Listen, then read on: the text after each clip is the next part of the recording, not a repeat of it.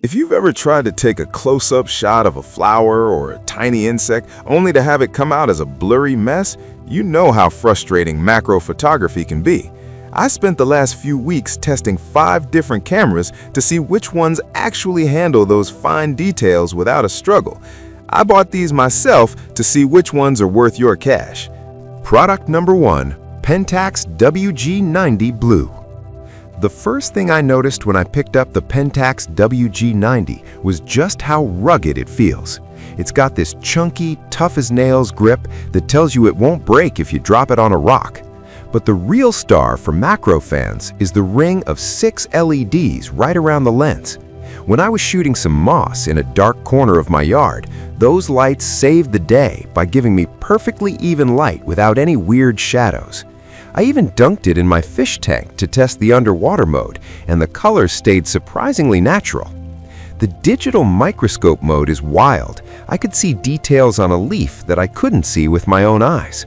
If you're someone who takes photos in the rain or likes hiking through the mud, this is definitely the one for you. Product number 2, True 5K Digital Camera, NBD Digital. When this one arrived, I was curious about that 180-degree flip screen.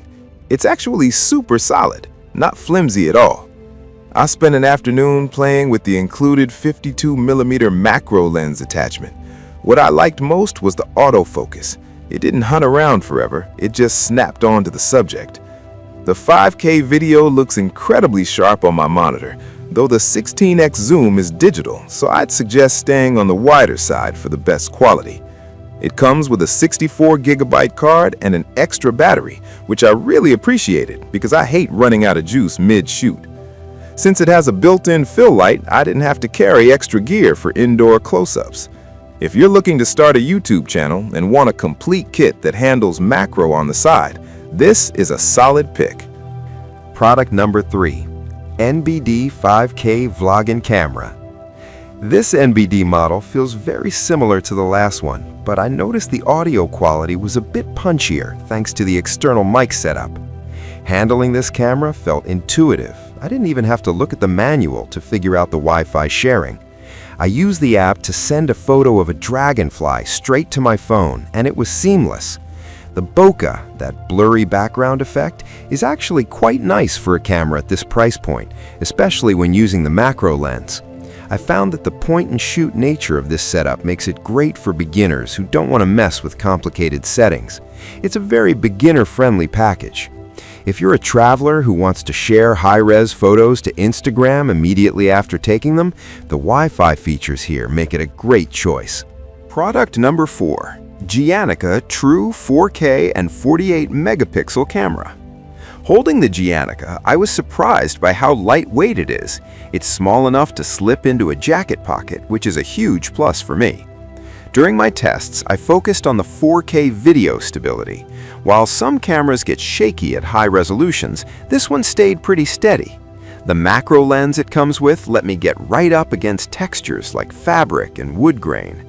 I really liked that it uses a 32GB card because the file sizes are manageable. I didn't feel like I was fighting with my computer to edit the footage later. It has these creative modes like time-lapse, which are fun to play with if you're bored of standard shots. If you're an entry-level user who wants something simple and compact without the headache of massive 8K files, you'll like this. Product number 5, the Yatao Dual Camera Kit.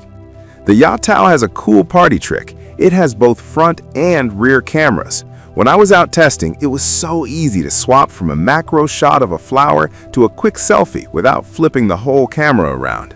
It's a bit more plastic heavy than the Pentax, but the 64-megapixel sensor picks up a surprising amount of detail in bright sunlight. I hooked it up to my laptop via USB, and it worked as a webcam instantly, which is a nice bonus. The autofocus does most of the heavy lifting here, so you don't have to be a pro to get a clear shot. It's a great little setup for a teenager or a hobbyist who wants a versatile tool for both photography and live streaming. It's probably the most all-in-one feeling device on this list. That's the breakdown of the best macro-capable cameras I've tested lately. Each one has its own strength depending on if you need something rugged or something for vlogging. Make sure to check the links in the description for the latest prices. Which one are you leaning toward? let me know.